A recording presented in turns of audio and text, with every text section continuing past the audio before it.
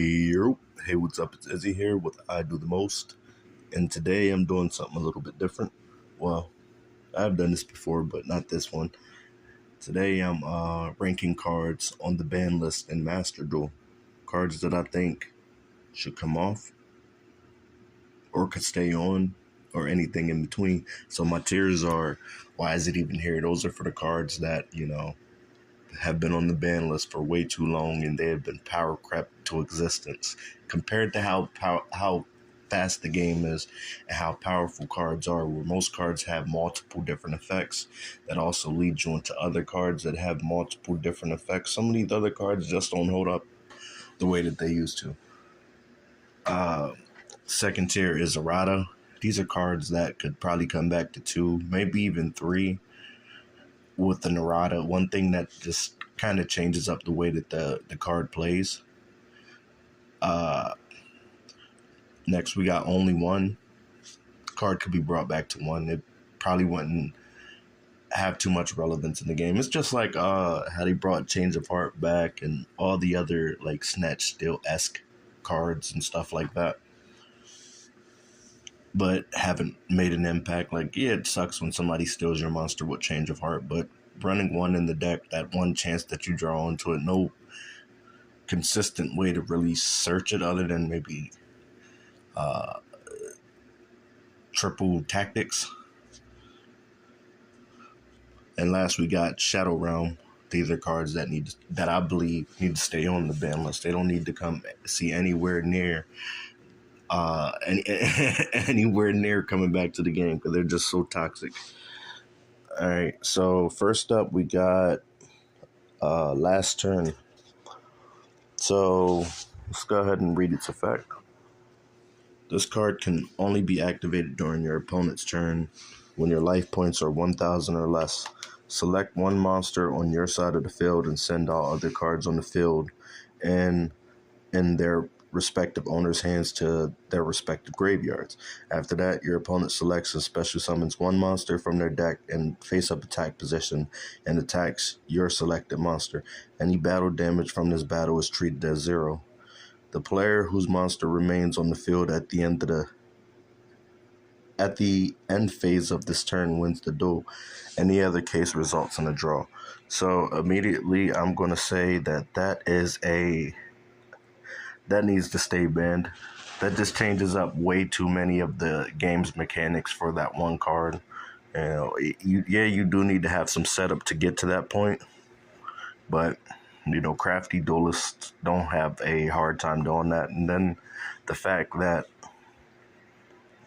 there isn't like any effect negation, even with an errata. If they was like negate the monster's effect, I don't like cards that like are instant win that don't really, like, for instance, Exodia is an instant win card, but you got to have all 5 pieces in your hand, which means you got to construct the deck around trying to get to Exodia in creative ways. Some people use draw engines, some people use like my personal builds. I like the still duel. I'm not just gonna sit over there and have you watch me for 45 minutes going into Exodia. Nobody has fun doing that.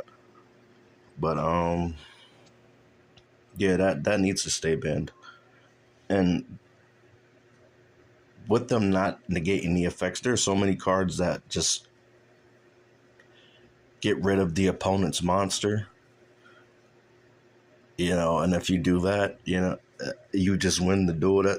There's no fun in that. That just sounds super toxic. All right, so next up we have Life Equalizer. Life Equalizer reads, activate only when the difference between both players' life points is 8,000 or more. Both players' life points become 3,000.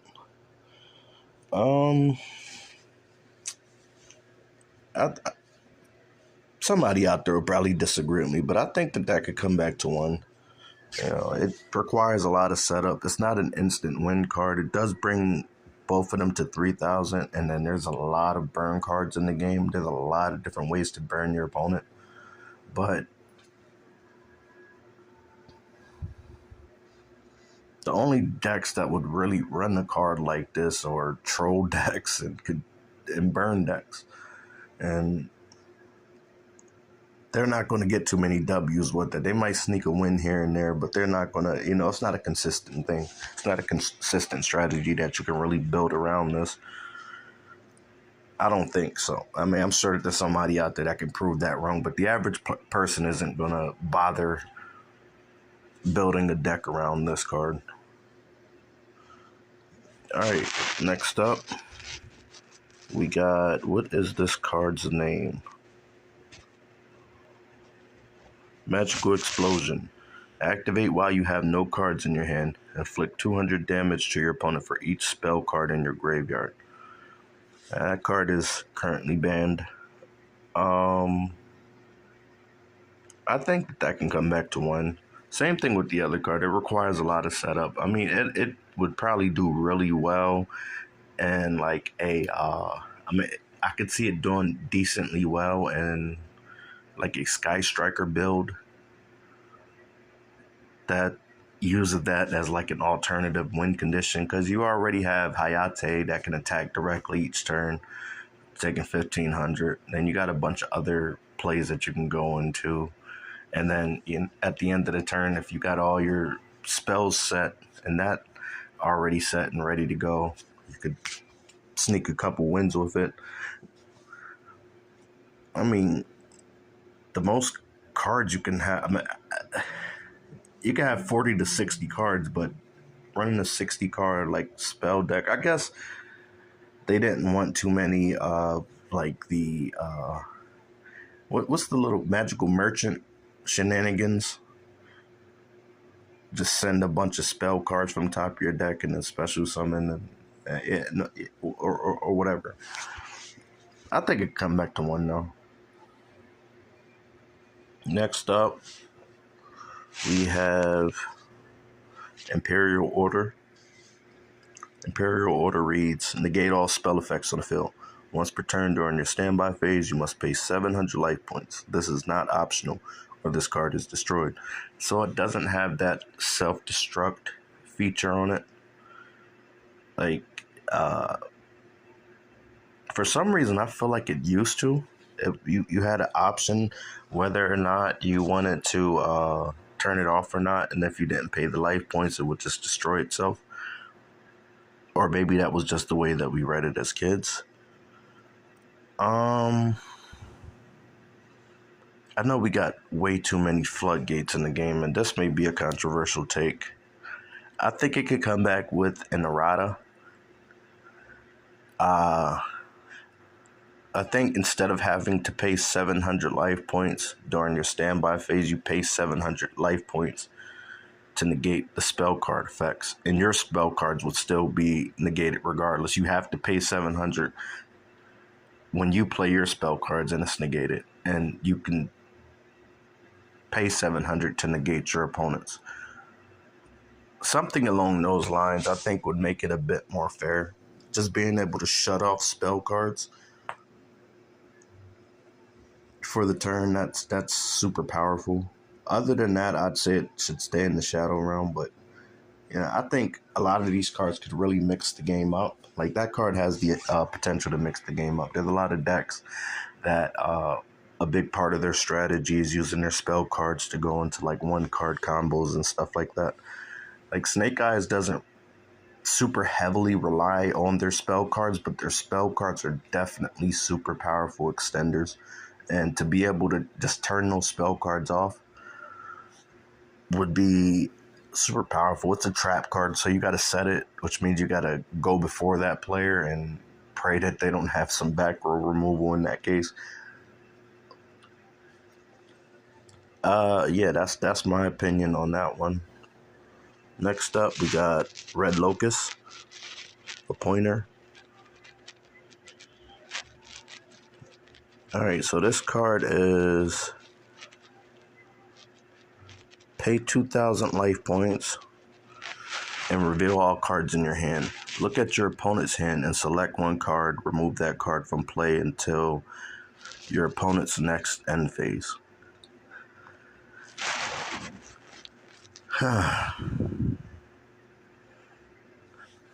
I mean, my initial thought is Shadow Realm. Yeah, I'm gonna go with Shadow Realm because I don't think anybody in the game is a fan of cards that just rip things from your hand for practically free. Yeah, you got to pay 2,000 life points and you show your hand, but usually by that point, it doesn't even matter if you can rip out. You can look at their hand and rip out the card that will be most problematic.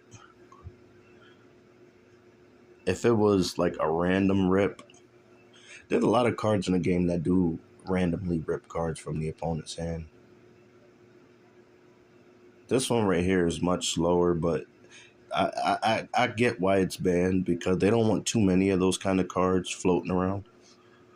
The game wouldn't be fun if there were some decks that just ripped 3, 4 cards consistently out of your hand and kept you from playing.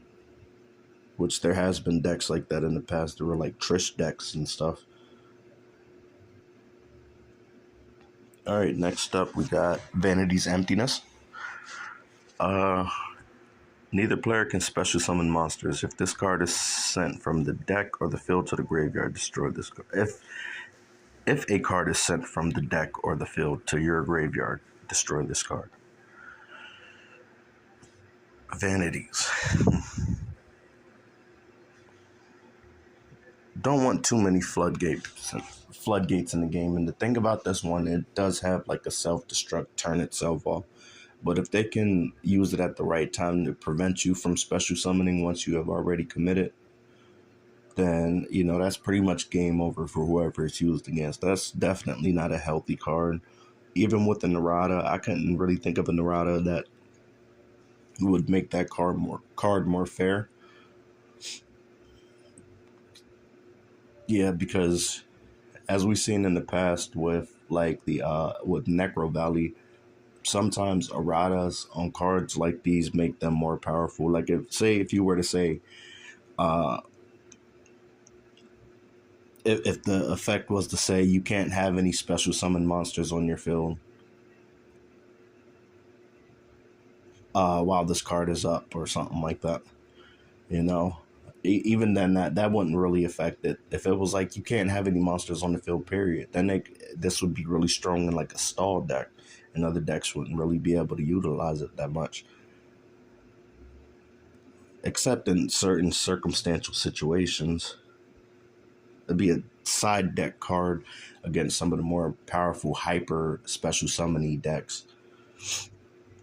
All right. So next on our list, we got self-destruct button. Let's see what this guy says. You can only activate this card while your life points are lower than your opponent's life points, and the difference is 7,000 points or more. Both players' life points become 0, so it forces the game into a draw. In Master Duel, we don't really have any room for draws either, win or lose. So, in the TCG and the tournament and stuff, nobody wants to have to play all these extra games to make up for it. Playing a card like that to see what your opponent is playing. I wouldn't really see any logic in that card coming back because the objective is to win, not to tie. All right, next up we got Trap Dust Shoot. Trap Dust Shoot reads, activate if your opponent has 4 or more cards in their hand. Look at the hand, select one monster in it, return that card to the owner's deck. Same thing with Red Appointed Lotus. Nobody wants the game to be loaded with a bunch of cards that just rip cards from your hand. That returns it to the deck. The other one banishes it until the opponent's next end phase. This one, I believe they're both target monsters, but this one doesn't really have any cost. They just need to have 4 or more cards in their hands. So this one would actually be much stronger than a Pointer of Locust, I think, or Lotus. Next up, we got Branded Expulsion. It says tribute 1 fusion monster. Then target 2 non-fusion monsters that are banished and or in either graveyard. Special summon both monsters, one on each field. If you tribute a fusion monster that mentions Fallen of Alba as a material to activate this card, you can special summon both monsters to your field instead in defense position. Which, it was fine until people started abusing it with that damn gimmick puppet nightmare. Outside of that, I'm sure that there's other ways to abuse it. Setting cards from your deck for a particular strategy on your opponent's field can be pretty broken in Yugioh, especially in Master Duel in the 1-up format, because you don't really have any way to know what you're going to be playing against game by game. Like one game you might be playing Horus, the next game you might be playing Pure Fire King, the next game you might be playing Fire King Diabell Star and Snake Eyes mixed. Next game after that, you might be playing Tier Limits. Then you might be playing Stun. Then you might be playing Anti-Meta. So, it's kind of hard to plan to play around that card. Next up, we have Sixth Sense. And I'm going to place that boy right there. And Arata. It says, declare 2 numbers 1 to 6, then your opponent rolls a 6-sided die. If the result is one of the numbers you declared, you draw that many cards. Otherwise, send that number of cards from the top of your deck to the graveyard equal to the result. Now, it's a gamble card. I'd go out on a limb and say I could see this card coming back to 2 with a slight errata. The errata being that if you activate this card and you fail and you send the monsters to the graveyard, you can't activate their effect until the end of your next turn, to the end of your next turn. So if you use it on your turn, you got to wait until your opponent's turn pass and then the end phase of that turn to be able to use any of those monsters in the graveyard. And if you use it on your opponent's turn, you will still have to wait until the end of your turn. As far as the drawing aspect of it, potentially being able to draw, 5 or 6 cards or whatever the case is definitely really strong. I'd say the turn that you use that, you cannot activate any cards out of your hand. You can still summon, but you can't activate any effects out of your hand. Yeah, and of course I could think of ways that would be broken, but the idea is that it will shake the game up, and it'd be a fun gamble card.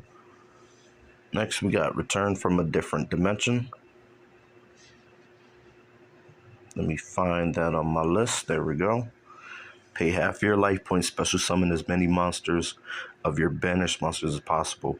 During the end phase, banish all monsters that were special summoned by this effect. I almost want to put it up here. Why is it even here? But I get why it's here. I think bringing it back at 1, maybe 2, wouldn't be the worst thing in the world. Again, it's a trap, so it's slow. There are a couple trap decks. There are a couple different ways to search for it nowadays, but